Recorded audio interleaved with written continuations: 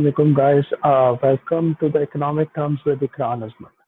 आज की जो हमारी पहली वीडियो है इसमें हम आपको बहुत सारी इंटरेस्टिंग चीज़ों के बारे में बताएंगे और एक उस सवाल का आपको जवाब शेयर करेंगे जो कि सबके जहन में बहुत ज़्यादा होता है।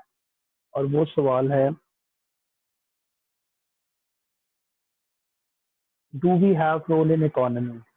ये सवाल ऐसा सवाल है जो कि हर एक इंडिविजुअल के जहन में आता है। कई लोग इस चीज़ को इग्नोर कर देते हैं क्योंकि वो समझते हैं कि शायद इकोनॉमी जो है वो सिर्फ बड़े बड़े इंस्टीट्यूट्स या बड़ी बड़ी कंपनी से ताल्लुक रखने वाले लोगों के लिए मायने रखती है, या सिर्फ वो लोग जो इकोनॉमिक्स पढ़ते हैं। लेकिन आज मैं आपको इस चीज़ के बारे में बताऊंगा कि एक आम शख्स जो कि इस मुल्क का हिस्सा है या किसी भी दुनिया के मुल्क का हिस्सा है, उसका इकोनॉमी में कितना अहम रोल है।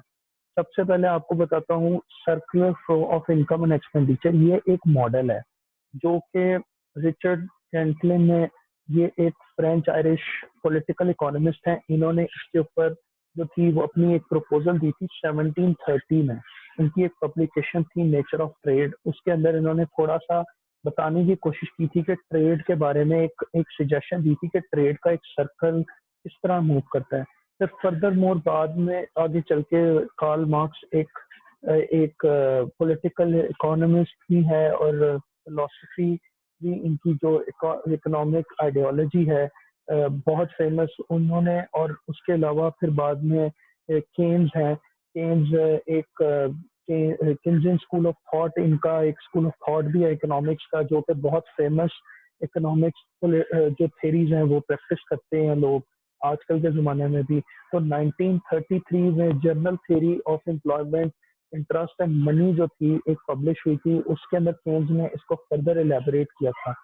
और आज ये फर्दर एलैबोरेशन के बाद जो यूनाइटेड नेशंस है उसका इकोनॉमिक काउंसिल जो है वो इसको इंटरनेशनली प्रमोट कर चुका है इस मॉडल को, और इसके बारे में बता चुका है कि आम इंसान का इकोनॉमी में कितना बड़ा अमल दखल है और उसकी क्या रोल्स हैं।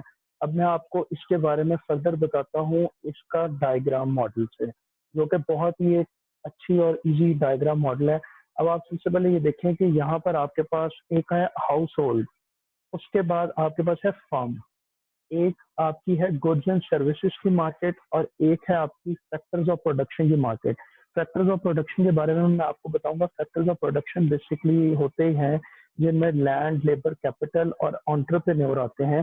ये वो फैक्टर्स हैं जिनको यूटिलाइज करके आप लोग ही प्रोवाइड करते हैं मार्केट को, और इस मार्केट के वजह से आगे फर्दर प्रोसेस मूव करता है।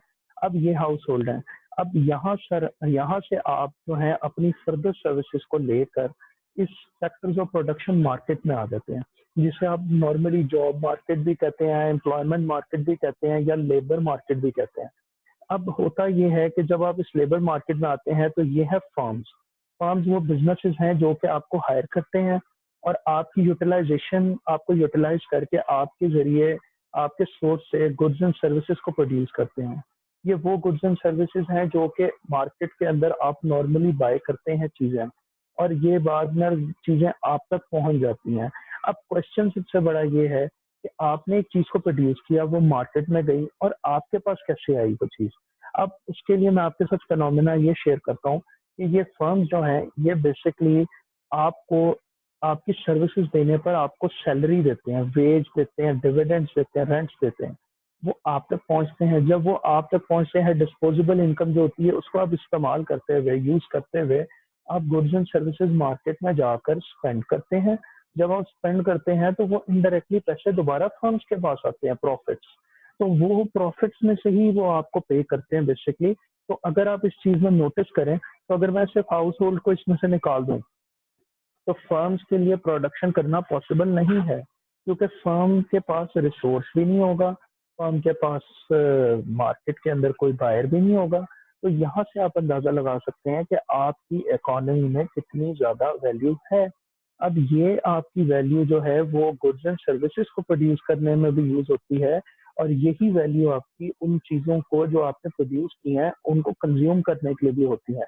और आपको जो एक सोर्स प्रोवाइड हो रहा होता है वो है मनी, जो कि आपको सोर्स प्रोवाइड करता है कि आप हाउस होल्ड को पे करते हो और हाउस होल्ड जाकर आपके गुड्स एंड सर्विसेज को बाय करते हैं। तो ये आई होप कि आपको ये एक फिनोमिना सारा समझ आ गया होगा कि ये मॉडल किस तरह आपकी इंपॉर्टेंस को डिस्क्राइब करता है मार्केट में।